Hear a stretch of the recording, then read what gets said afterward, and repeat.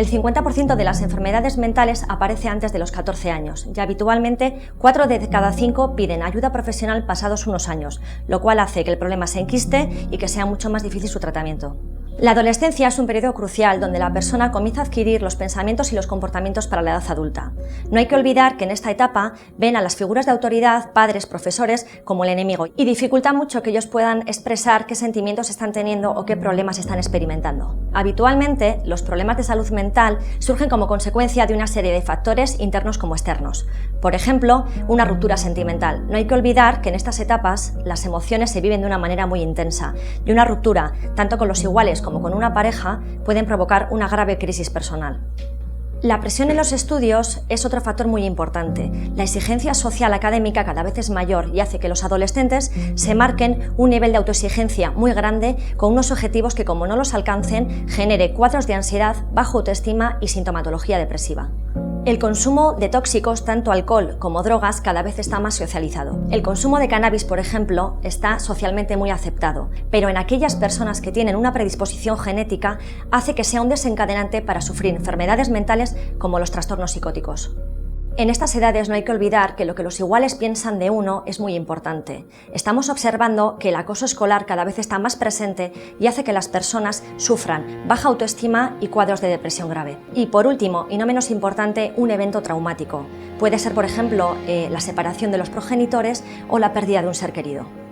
Pese a que la persona esté pasando por una etapa complicada, no quiere decir que sufra una enfermedad mental, pero sí que hay que tener en cuenta ciertos indicadores que nos hacen poder estar observando que la persona debuta con una enfermedad mental. Es muy habitual que ciertos comportamientos achaquen a la adolescencia. Por ejemplo, la irritabilidad y el enfado es un comportamiento habitual en ellos, pero cuando esta situación se alarga en el tiempo, nos está indicando que puede estar sucediendo algo. ¿Qué indicadores nos muestran que la persona puede estar debutando en una enfermedad mental? La persona comienza a tener una menor motivación a la hora de realizar cosas con las que antes disfrutaba. Tienen la sensación de estar perdiendo el tiempo con aquellas cosas que hacen. Los cambios en el apetito también es un factor a tener en cuenta.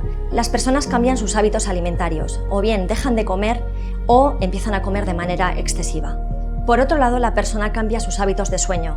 Pueden comenzar a dormir de manera excesiva o que les cueste mucho conciliar el sueño. E incluso una vez que lo concilian, levantarse varias veces durante la noche, lo cual hace que la persona tenga un sueño no reparador. La irritabilidad y el enfado es un comportamiento habitual en la adolescencia, pero cuando esto se convierte en una manera habitual de funcionar, hay que averiguar cuál es el origen de esta conducta. Durante esta etapa pasan mucho más tiempo dentro del centro escolar que en casa, y es muy importante que el profesorado se dé cuenta de los primeros indicios de un fracaso escolar.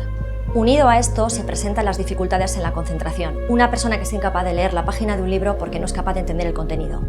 El nivel de preocupación comienza a ser excesivo y son preocupaciones y miedos por sucesos vitales completamente irracionales.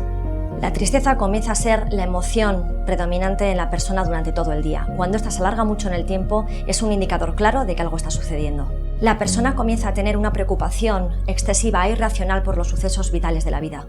Otro factor importante es el comienzo o el aumento del consumo de drogas y tóxicos. Y por último, y no menos importante, conductas autolesivas, ideación o intentos de suicidio y conductas autodestructivas. El suicidio es la cuarta causa de muerte entre los jóvenes entre 15 y 19 años, y como nos indican los estudios sobre el suicidio, hablar de ello es empezar a prevenirlo. Hay que tener en cuenta que los problemas de salud mental en la adolescencia repercuten negativamente en la dinámica familiar, pudiendo provocar tensión entre sus miembros. Es importante que la familia se mantenga unida y haga todo lo posible por mejorar el estado de ánimo de la persona.